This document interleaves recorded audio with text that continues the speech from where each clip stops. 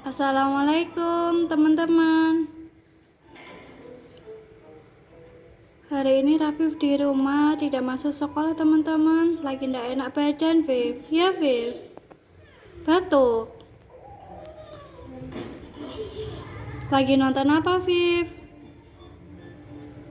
Film kartun ya, Viv?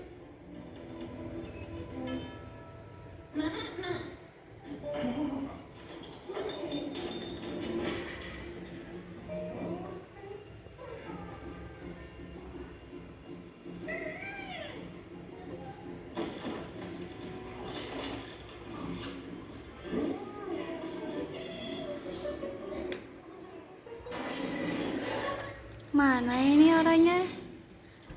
Istirahat di rumah. Tadi izin sekolah ya, ndak berangkat. Sakit. Lekas sembuh ya.